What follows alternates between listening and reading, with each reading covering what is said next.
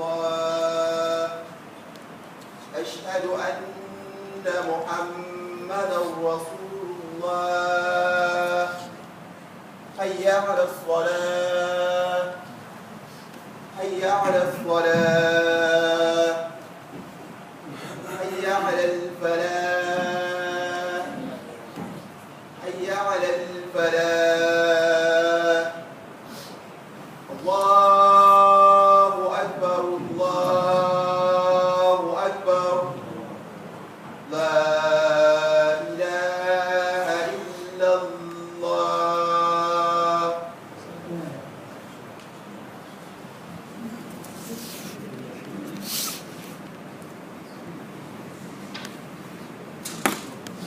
إن الحمد لله نحمده ونستعينه ونستغفره ونعوذ بالله من شرور أنفسنا ومن سيئات أعمالنا من يهده الله فلا مضل له ومن يضلل فلا هادي له وأشهد أن لا إله إلا الله وحده لا شريك له وأشهد أن محمدا عبده ورسوله صلوات الله وسلامه عليه أما بعد. As we anticipate the advent, inshallah, of the blessed month of Ramadan, I want to make this khutbah an issue that is connected to Ramadan, but in fact it is more important than Ramadan, and it gives an indication of the reality of the condition of the Muslims today. The Nabi said about Ramadan and fasting, sallallahu alayhi wa sallam, rubba sa'im laysa lahu min siyamihi illa al-ju' wal-'atash. It may be that a person, he's fasting, but he doesn't get any benefit from his fast except that he makes himself hungry and he makes himself thirsty. There are a number of ayat in the Quran. That Allah Ta'ala has warned the Muslim of being like the people from Ahl al-Kitab and being like the Mushrikeen of Quraysh. People who do a lot of deeds and they make a lot of efforts. And Yawm al-Qiyamah, their deeds and efforts are going to come with no benefit. Maybe 25 ayat, like the statement of Allah Subhanahu wa Ta'ala, وَقَدِّمْنَا إِلَى مَا عَمِلُوا فَجَعَلْنَاهُ هَبَاءً مَنْثُورًا. Yawm al-Qiyamah, we're going to bring their deeds, fasting, salat, whatever, we're going to bring their deeds, and we're going to make their deeds like scattered particles. They won't be of any benefit, any avail. Allah mentioned in the Quran about the kuffar, Mecca and Quraysh. They used to worship Allah at the Kaaba. وَمَا كَانَ صَلَاتُهُمْ عِنْدَ الْبَيْتِ إِلَّا مُكَاءٌ وَتَصْدِيًا.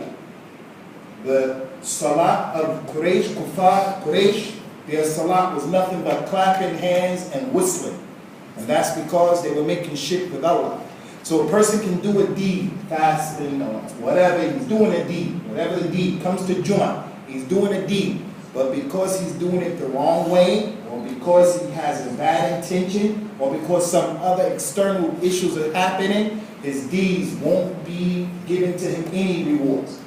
So the person may fast, and he doesn't get any benefit from fasting except that he made himself hungry and thirsty. Now from those people who fast every year, and I swear by Allah, wallahi, billahi, tallahi, there is no fast for the person who doesn't pray. The person who doesn't pray, his Islam is in jeopardy. There's a big question mark, is he a Muslim, is she a Muslim? And unfortunately, although I don't know any of you, the majority of the people connected to you, they don't pray. That's the condition of our ummah. Our relatives, our friends, our neighbors, our wives, relatives, we just don't pray. So it's no strange phenomenon. The situation in Iraq, Philistine, Kashmir, Afghanistan, and the rest of the Muslim world. How does Allah, and why would Allah help an individual who doesn't pray? Why would Allah, how would Allah help a family that doesn't pray? Help a community that doesn't pray? Help a group of people that don't pray? So what I want to do here today, inshallah ta'ala, is I want to show you how the salat was during the time of the Nabi sallallahu alayhi wa sallam, the salaf of this ummah. So the khutbah is about what? The khutbah is not about putting anyone down. The khutbah is about how the companions used to look at this salat and how the Muslims look at the salat today. That's what the khutbah is about. First of all, concerning the salat, the Nabi told us sallallahu alayhi wa sallam, أول ما يحاسب به العبد من أعماله يوم القيامة الصلاة. The very first thing that Allah is going to ask the slave about Yawm al-Qiyamah is about his prayer. He stands before Allah, the very first thing he's going to be asked about is his prayer. That alone shows the importance and the significance of the salat in the life of the Muslim. If he's going to be raised up Yawm al-Qiyamah and he believes in Yawm al-Qiyamah, the very first question is, how is your prayer? Did you pray it on time? Did you pray it correctly? Did you pray it with ikhlas and khushu' in the way it was supposed to be prayed? The Nabi told the people sallallahu alayhi wa sallam, as-salat khayrul mawdu' faman istata'a an yastakthir falyastakthir. The salat is the best thing, it's the best subject.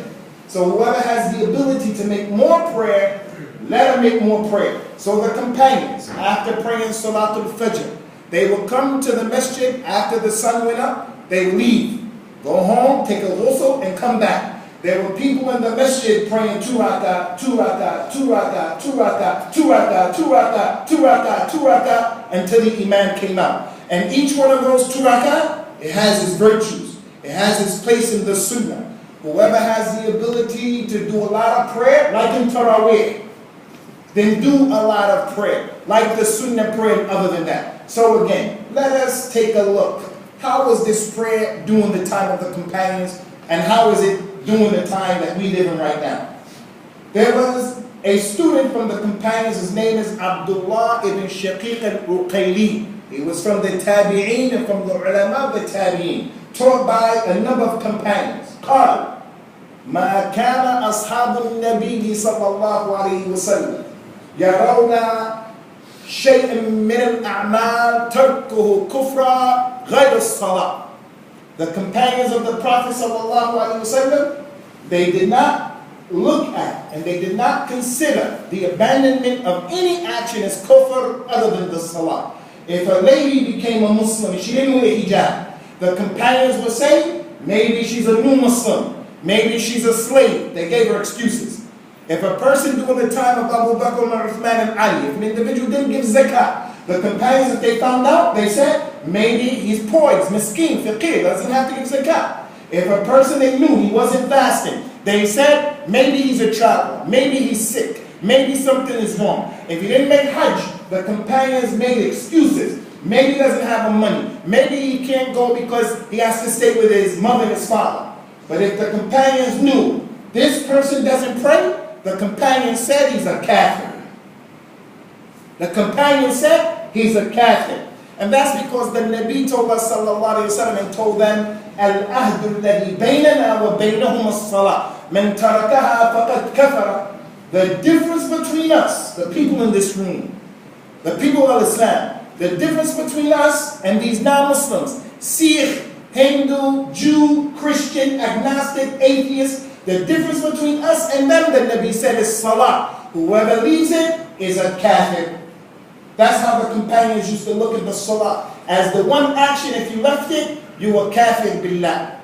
In addition to that, there's another tabi'i. And the khutbah is about how the companions used to look at the salah. This man, his name is Ibrahim al-Nakha'i. Ibrahim al-Nakha'i, he was taught by Abdullah ibn Mas'ud and a number of tabi'in, a number of companions. He said about those people during that time, كانوا إذا أتوا الرجل ليأخذوا عنه العلم نظروا إلى صلاته وصمته وهديه. In the past, Ibrahim al-Nakha'i said, if the people came to learn knowledge, to get benefit, they heard there's a sheikh who's teaching. There's someone who wants to teach the Quran, the Arabic, the Hadith, fiqh. He wants to give the khutbah. They said, if they went to get knowledge for someone, they would not sit and take knowledge from him until first they looked at how did he pray. And they looked at his hadith, how he was. Did he drink with his right hand or did he drink with his left hand? Did he give with his left hand? Did he take with his left hand? And they used to look at his general behavior. So the very first thing they used to look at before they would allow a man to give the khutbah, before they would take knowledge from a man, they would look at his prayer. Was he one of those people who prayed very quickly? He's looking around like this, because if they saw someone looking around in salah, they'll say, he's not qualified to teach. He's not qualified to be paid attention to. He's not qualified to give the khutbah. The Nabi says, sallallahu alayhi wa sallam, إِنَّ أَسْرَقَ الرَّجُلِ الَّذِي يَسْرَقُ مِنْ صَلَاتِهِ لَا يَتِمُّ رَكُوعَهَا وَلَا سَجُودَهَا. The biggest thief, the biggest harami, the biggest thief is the one who steals from his prayer. He doesn't give the ruku', it's hot. He doesn't give the sajda, it's hot. He just prays very quickly, like a chicken, just to get it done. So those people in the past, they will look. When the man prayed, I want to take knowledge from him. Does he pray towards a sutra? Does he do raf'ul yadayn? How does he read? How does he move? If they saw that the person was following what the Nabi said about this important issue, then they would say, okay, now I'm going to take knowledge from him. That's how the people were in the past. Unfortunately today, the condition of the people today. Someone wants to marry my sister. Someone wants to marry my daughter. Your sister, your daughter. You're the wali.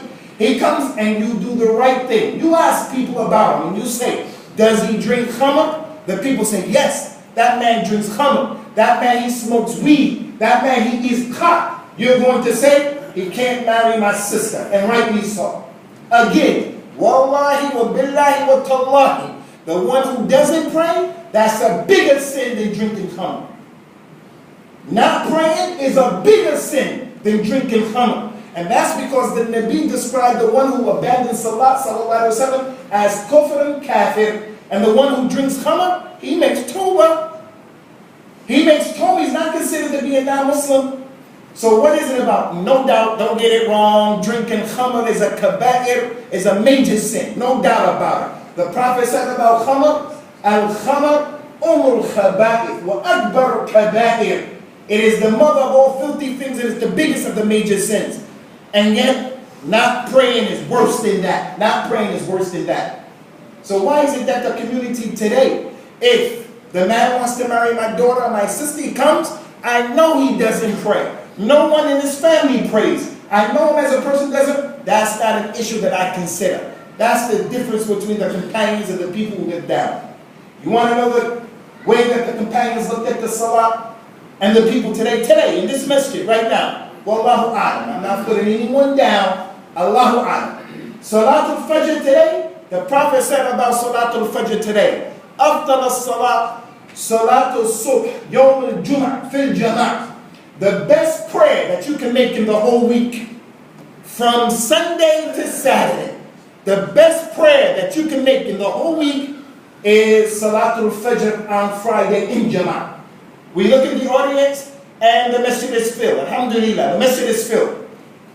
And the Salat of Al-Fajr today is better than Salatul Fajr, better than Salatul Jum'ah. It's more virtuous and it's more important. It's the best salat during the course of the week. You'll find in this masjid today, people who didn't pray Salatul Fajr. I didn't say they prayed it late. People who don't pray Salatul Fajr, they just don't pray it. It's like that. So those companions back then, how did they look at the salah? The Nabi came out to them and he warned them about something that is serious. He warned them about the Dajjal, the biggest fitna that Allah created since Adam until Yawm al-Qiyamah. The most religious person here today, right now. If the Dajjal came, you can start to believe in him. May Allah protect us from that. So the Nabi used to teach his companions, إِذَا تَشَهَّدَ أَحَدُكُمْ فِي صَلَاتِهِ فَلْيَسْتَعِذْ مِنْ أَرْبَعٍ. If any of you come to the التَّحِيَّاتُ لِلَّهِ وَالصَّلَوَاتُ الطَّيِّبَاتِ, he said if you come to that, then seek refuge in Allah from 4 things. And one of them was the fitna of al-Masih Dajjal in the salah. Whether it's the Fajr, whether it's the wajib salah or the sunnah.